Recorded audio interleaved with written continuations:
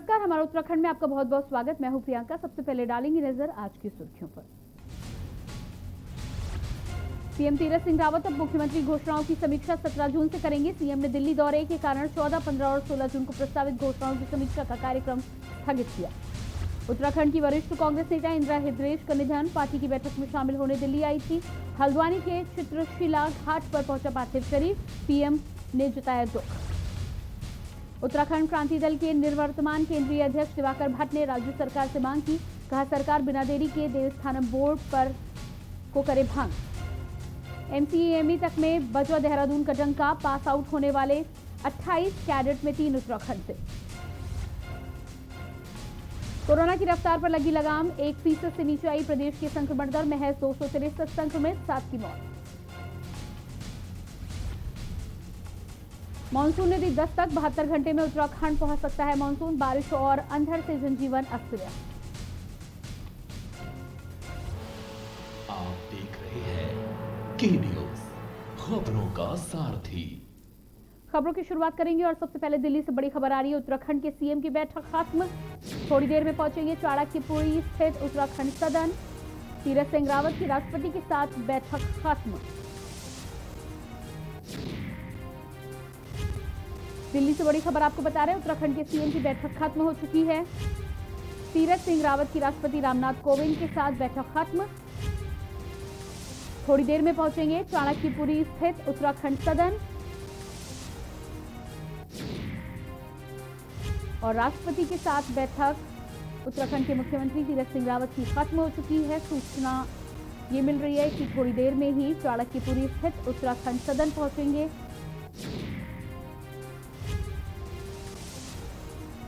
लगातार दिल्ली में उत्तराखंड के मुख्यमंत्री तीरथ सिंह रावत की बैठकों के चलते उत्तराखंड में समीक्षा कार्यक्रम को रद्द किया गया है। अब उस कार्यक्रम की तिथि 17 जून कर दी गई है।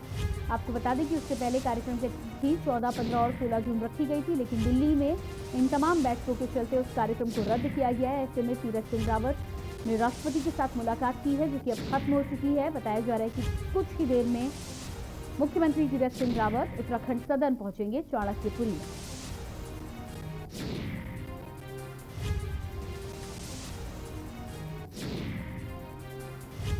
तीरथ सिंह रावत की राष्ट्रपति रामनाथ कोविंद के साथ बैठक हो रही थी। इस बैठक के खत्म होने के बाद कुछ ही देर में चाणक्यपुरी स्थित उत्तराखंड सदन पहुंचेंगे। वहां पर जाकर आगे के इस कार्यक्रम के बारे में जानकारी दी जाएगी। उत्तराखंड के सीएम की फिलहाल बैठक खत्म हो चुकी है। तीरथ सिंह रावत की राष्ट्रपति रामनाथ कोविंद के साथ शिष्टाचार भेंट थी, जिसके चलते राष्ट्रपति से मुलाकात की थी। और दिल्ली में इस समय लगातार बैठकों का दौर जारी है। 2 दिन पहले उत्तर प्रदेश के मुख्यमंत्री सीएम योगी आदित्यनाथ ने राष्ट्रपति से मुलाकात की थी और अब उत्तराखंड के मुख्यमंत्री तीरथ सिंह रावत ने राष्ट्रपति से मुलाकात की है। लगातार बैठकों का दौर जारी है। भाजपा के कई बड़े नेताओं के साथ ही साथ राष्ट्रपति से भी बैठक लगातार जारी है, तमाम विषयों को लेकर। और साथ ही साथ माना जा रहा है कि ये शिष्टाचार भेंट थी, जिसके तहत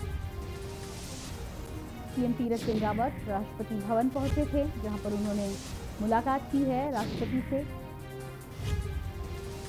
इसके अलावा किन मुद्दों पर बातचीत हुई है, इस बारे में अभी जानकारी नहीं मिली है, लेकिन जानकारी के अनुसार उत्तराखंड के सीएम की बैठक राष्ट्रपति के साथ खत्म हो चुकी है। कुछ ही देर में चाणक्यपुरी के उत्तराखंड सदन पहुंचेंगे और वहां पर जाके आगे का कार्यक्रम तय किया जाएगा।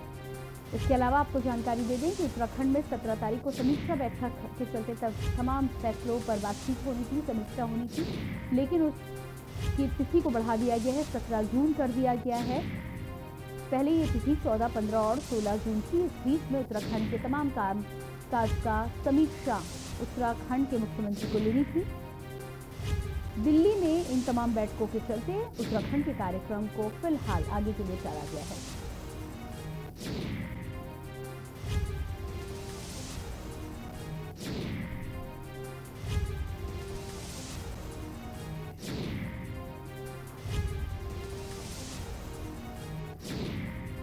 और दिल्ली से हमारे ब्यूरो चीफ इसी खबर के साथ जुड़ रहे हैं अमित दुबे।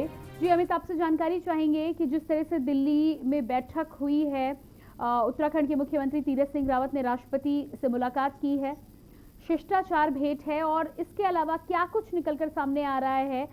लगातार हम देख रहे हैं कि उत्तर प्रदेश के मुख्यमंत्री ने भी भेंट की थी राष्ट्रपति से और अब उत्तराखंड के मुख्यमंत्री ने भेंट की है, तो क्या अंदेशा निकाला जाएगा? क्या ये शिष्टाचार भेंट है या और कुछ भी निकलकर सामने आ सकता है? देखिए, जो खासतौर पर राष्ट्रपति, उपराष्ट्रपति या लोकसभा अध्यक्ष, इनसे जो मुख्यमंत्री दिख रहे हैं, ये सारी शिष्टाचार भेंट है। उत्तराखंड के मुख्यमंत्री बनने के बाद पहली बार तीरथ सिंह रावत जो है आज राष्ट्रपति से मिले हैं। कल लोकसभा अध्यक्ष ओम बिरला से भी उनकी मुलाकात हुई है। इसके साथ आज की अगर बात करें तो कई केंद्रीय मंत्रियों से मुलाकात हुई है, चाहे धर्मेंद्र प्रधान की बात करें, स्मृति ईरानी की बात करें, किरण रिजिजू की बात करें। उसका एक बड़ा रीजन है 2022 में चुनाव होना। उत्तराखंड की तमाम योजनाएं जो है वो केंद्र सरकार के हिसाब से चलती है। कई योजनाएं ऐसी जिनमें 70 और 30 का रेशियो होता है, कई योजनाएं ऐसी होती है जिनमें 90 और 10 का रेशियो होता है। तो ऐसे में केंद्र सरकार से जो फंड मिलता है उसके अनुसार ही उत्तराखंड की योजनाएं लगातार आगे बढ़ती है। और खुद तीरथ सिंह रावत जो कि मुख्यमंत्री, वो चाहते हैं कि ज्यादा से ज्यादा योजनाओं को 2022 चुनाव से पहले कंप्लीट कर लिया जाए। यही एक बड़ी वजह है कि तमाम केंद्रीय मंत्रियों के साथ लगातार उनकी मुलाकात, चाहे आज की बात करें या कल भी होने वाली है।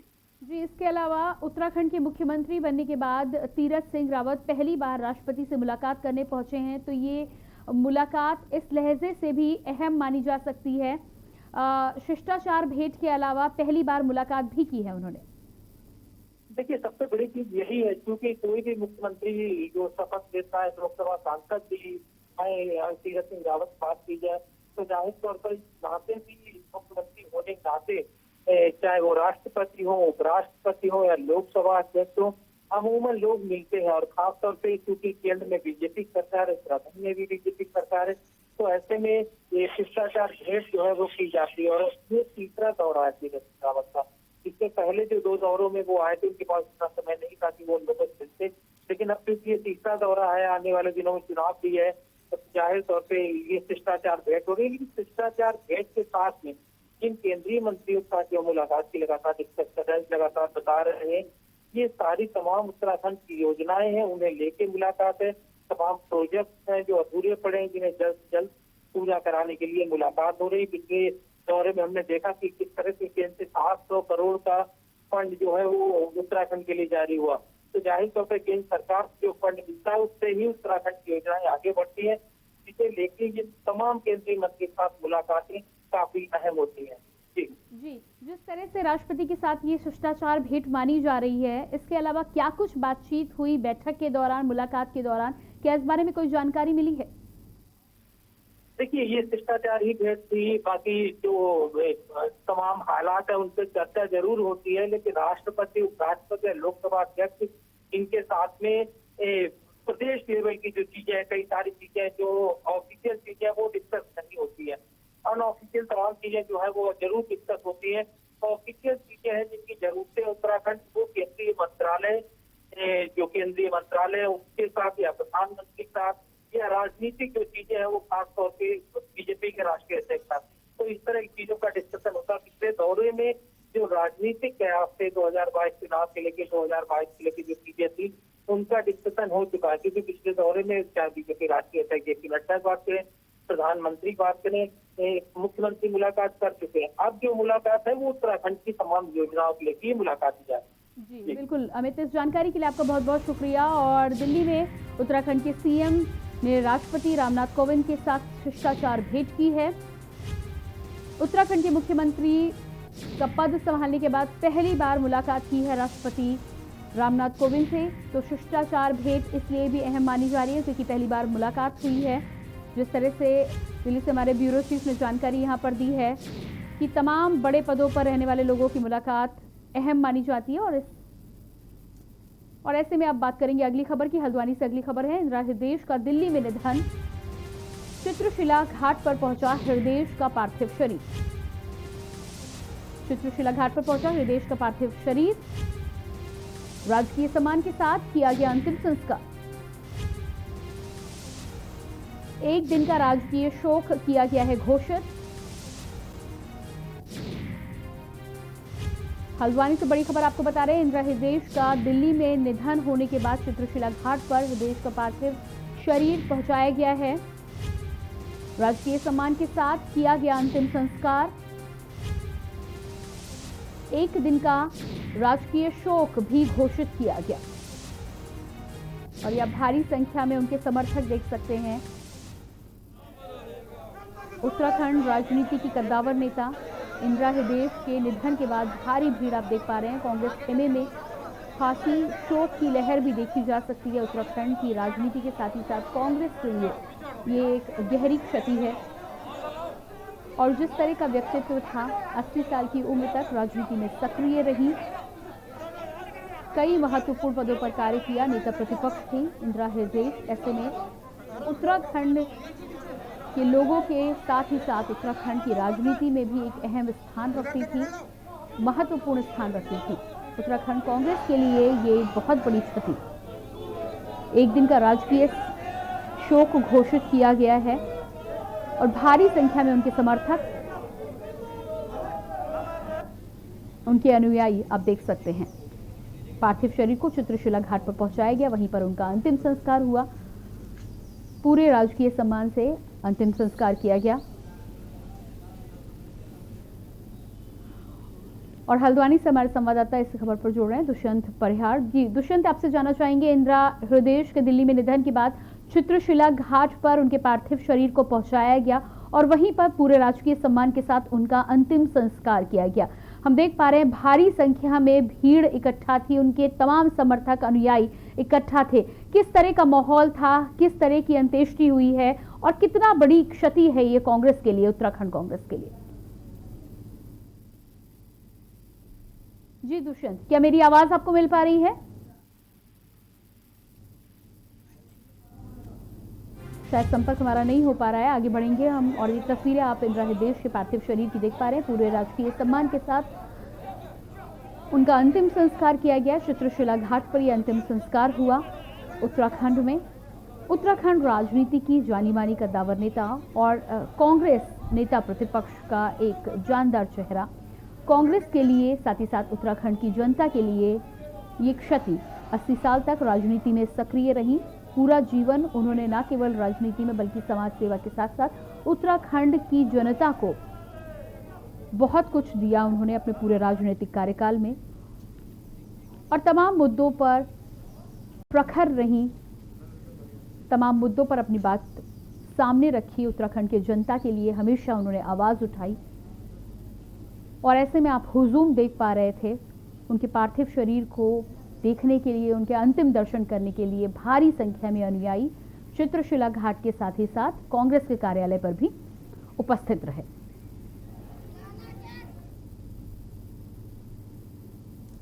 और इसके बाद बात करेंगे अगली खबर की। उत्तराखंड राज्य सरकार ने एक बार फिर उत्तराखंड में कोरोना कर्फ्यू को प्रदेश में 15 जून तक लागू, कोरोना कर्फ्यू की समय सीमा को बढ़ाकर 22 जून तक बढ़ा दिया है। और क्या कुछ कहा है, आइए आपको सुनाते हैं। कोविड-19 की परिस्थितियों को देखते हुए आज सरकार ने इस राज्य में कोविड कर्फ्यू को 15 तारीख से 22 तारीख तक बढ़ाने का निर्णय लिया है, जिसमें पुरानी एसओपी तकरीबन वही रहेंगी। कुछ परिवर्तन, महत्वपूर्ण परिवर्तन किए गए हैं।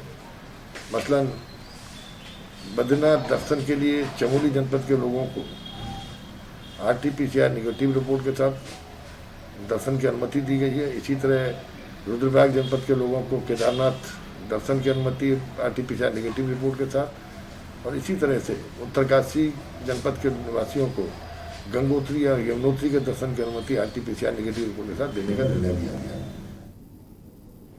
तो 22 जून तक उत्तराखंड में कोरोना कर्फ्यू को बढ़ाया गया है। देहरादून में खासतौर से आप देख पा रहे हैं सड़कों पर जिस तरह का माहौल है। एक तरफ दावा किया जा रहा है, खबरें आ रही हैं कि उत्तराखंड में संक्रमण की दर कम हो रही है, केसेस कम हो रहे हैं और उसके बाद 22 जून तक इस कर्फ्यू को बढ़ाया गया है। और ऐसे में देखना होगा कि आखिर क्या वजह है। हमारे साथ ब्यूरो चीफ देहरादून से राजेश वर्मा जी जुड़े हुए हैं। राजेश, आपसे यहाँ पर ये जानना चाहेंगे कि एक तरफ कोरोना केसेस की यदि हम बात करें, संक्रमण दर की यदि हम बात करें, तो कहीं ना कहीं सरकार ये दावा कर रही है कि कम नजर आ रही है, और ऐसे में 22 जून तक कर्फ्यू को बढ़ाया गया है। क्या वजह है कि इस कर्फ्यू को बढ़ाया गया है?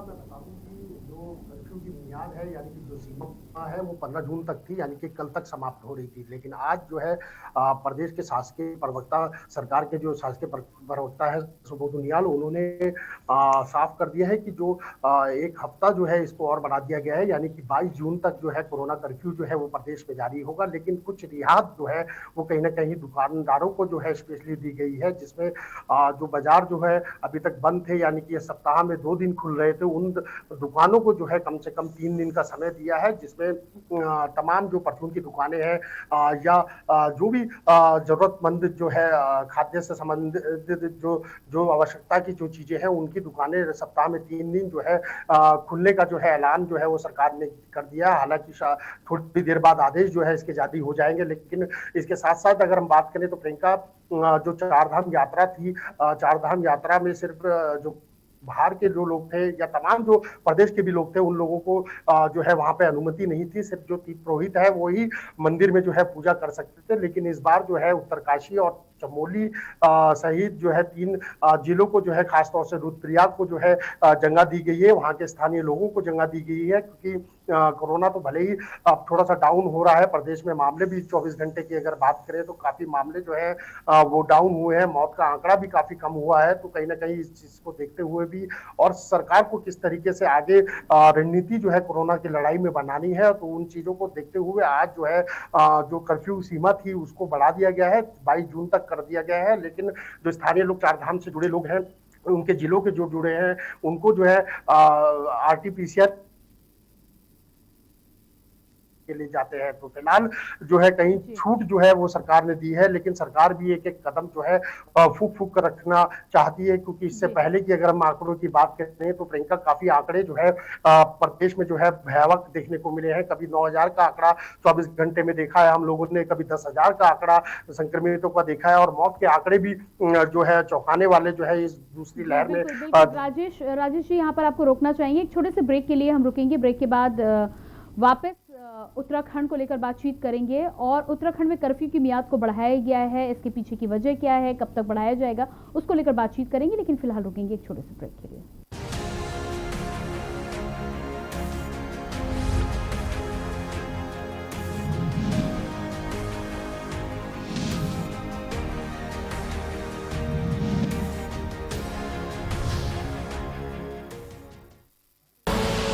आप देख रहे हैं के न्यूज, खबरों का सारथी। जुबान के लिए उड़ चला गैरों की ज़मीं पर, खुशबू अपने पन की ढूंढता। दूर कितना भी जा, इस जुबान से दूर ना जा पाओगे। विमल, बोलो जुबान केसरी। आप देख रहे हैं के न्यूज, खबरों का सारथी।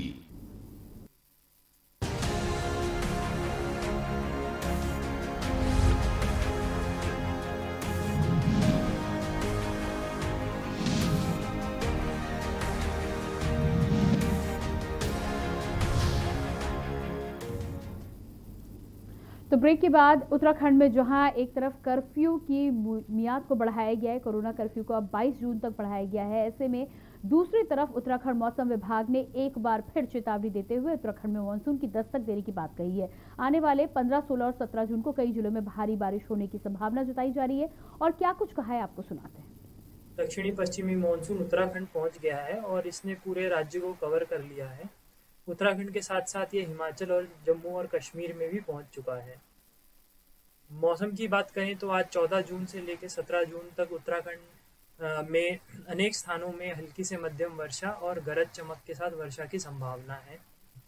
साथ ही 15, 16, 17 तारीख को उत्तराखंड के पर्वतीय क्षेत्र, विशेषकर कुमाऊं रीजन में जैसे पिथौरागढ़, बागेश्वर, नैनीताल एवं गढ़वाल में, उत्तरकाशी, रुद्रप्रयाग जनपदों में कहीं कहीं भारी वर्षा की भी संभावना है।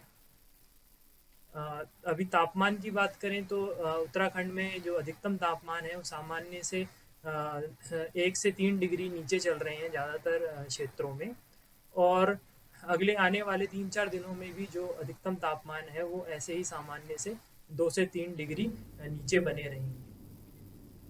तो ऐसे में 15, 16 और 17 जून को लेकर मौसम विभाग ने भारी बारिश की आशंका व्यक्त की है, चेतावनी भी दी है।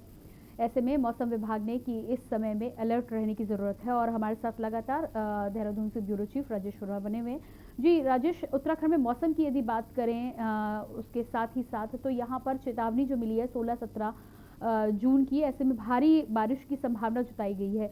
किस तरह की चेतावनी और अलर्ट की बात कही गई है और कितना सावधान रहने की ज़रूरत है? प्रियंका, क्योंकि मौसम जो है उत्तराखंड के लिए बहुत अहमियत रखता है और जिस तरीके से मौसम विभाग ने एक बार दोबारा चेतावनी जो है मौसम को लेकर के दे दी है, यानी कि मानसून जो है, मानसून की दस्तक जो है वो प्रदेश में हो चुकी है और अगले 15, 16 और 17 तारीख यानी कि जून में जो है भारी बारिश की आशंका जो है मौसम विभाग ने एक बार दोबारा जताई है। मौसम विभाग का मानना है कुमाऊं के कई ऐसे जिले हैं जहां पर भारी वर्षा हो सकती है और साथ ही गढ़वाल के कई ऐसे जिले हैं जहां पर भारी वर्षा का अनुमान जो है वो मौसम विभाग ने लगाया है। लेकिन इसके साथ साथ एक राहत वाली खबर ये भी है प्रियंका की काफी जो मौसम में गर्माहट थी उसमें काफी जो है तापमान में काफी गिरावट जो है वो देखने को मिली है। लेकिन हालांकि अभी जिस तरीके से मानसून ने दस्तक दी है तो आने वाले समय में ये गिरावट जो है वो दर्ज की जाएगी। लेकिन फिलहाल जो है मौसम का अलर्ट जारी है, लगातार पहाड़ों पर जो है बारिश जो है वो लगातार देखने को मिल रही है। आज राजधानी में सुबह से भले ही मौसम का जो हाल है वो सामान्य है, यानी कि खिली हुई धूप है, लेकिन जो कहीं ना कहीं सफोकेशन है, जो गर्मी है वो राजधानी में देखने को मिल रही है। लेकिन एक बार जिस तरीके से दोबारा जो है अलर्ट जारी किया गया है मौसम विभाग की वजह से, तो इसमें बिल्कुल सख्ताई बरतना जो है लाजमी है। और क्योंकि लगातार हम देखते हैं कि प्रदेश में जब भी मानसून आता है तो बड़ी हानि जो है वो कहीं ना कहीं पहाड़ी क्षेत्रों में प्रियंका दिखाता है। तो इसको देखते हुए तो सभी तैयारी जो है वो प्रशासन द्वारा भी कर ली गई है। पुलिस की टीमों को जो है SDRF की टीमों को जो है अलग अलग जिलों में गठित किया गया है। अगर कोई रूट जो है अगर बाधित होता है लैंडस्लाइड की वजह से तो उसकी वजह से उसकी जगह पर जो है रूट डाइवर्ट जो है प्लान जो है वो पुलिस द्वारा बना दिया गया है, तो ताकि कोई भी समस्या जो है आम जनमानस को या जो यात्रा पे चलने वाले रूट हैं जो उनको साफ किया जल्द से जल्द जो है उनको क्लियर किया जाए और ताकि जो चलने वाले जो आवाजाही है उसको जो है वो बाधित ना हो। तो तमाम ऐसी चीजें हैं। लेकिन एक बार मौसम विभाग ने जिस तरीके से दोबारा अलर्ट जारी किया है तो इसमें सचेत रहने की आवश्यकता है। जी बिल्कुल राजेश जी, और इस जानकारी के लिए आपको बहुत बहुत शुक्रिया। लगातार अपने दर्शकों को बता दें कि मौसम विभाग ने 15, 16 और 17 जून को लेकर अलर्ट जारी किया है। भारी बारिश की संभावना जताई जा रही है। और इसी के साथ फिलहाल इस बुलेटिन में इतना ही। बाकी खबरों के लिए देखते रहिए के न्यूज़ इंडिया। नमस्कार।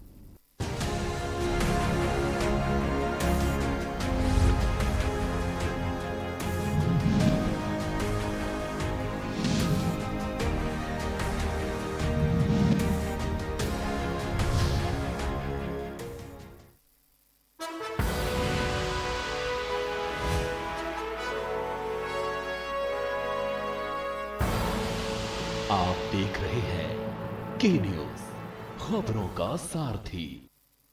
पर ये दिल है कि चख रहा है उन्हीं अल्फाजों का दूर कितना भी जाओ, इस जुबान से दूर ना जा पाओगे। विमल, बोलो जुबान केसरी। करें अपने जीवन को कृतार्थ, सुने श्रीमद् भागवत कथा रोज प्रातः 6:30 बजे मेरे साथ सिर्फ के न्यूज़ इंडिया।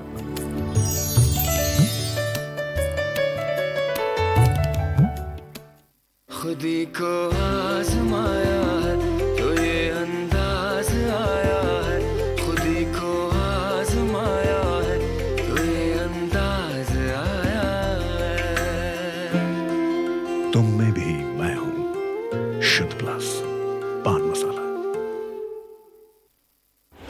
जब आपकी सोच को अंधेरा घेर लेता है और सिस्टम भी मुंह फेर लेता है, जब वादों की परतें खुलने लगती हैं और हारी उम्मीदों का ऊंचा ढेर लगता है, जब सड़क पर एड़ी की रगड़ देखकर अब तक जो भी हुआ सब बेअसर लगता है, तब चिंतन से डगर होगी आसान, मंथन से निकलेगा समाधान। मंथन।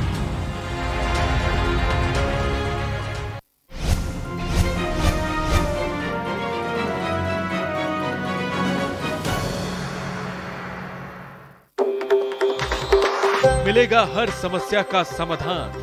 विवाह में बाधा, जीवन में वास्तु शास्त्र का प्रभाव, शिक्षा में ग्रह नक्षत्रों का प्रभाव, कारोबार में आने वाली हर बाधा का, जिंदगी में ग्रह नक्षत्रों का प्रभाव, नौकरी में बाधा। देखिए हर समस्या का समाधान लाइव विद आचार्य लंकेश। आप देख रहे हैं के न्यूज, खबरों का सारथी।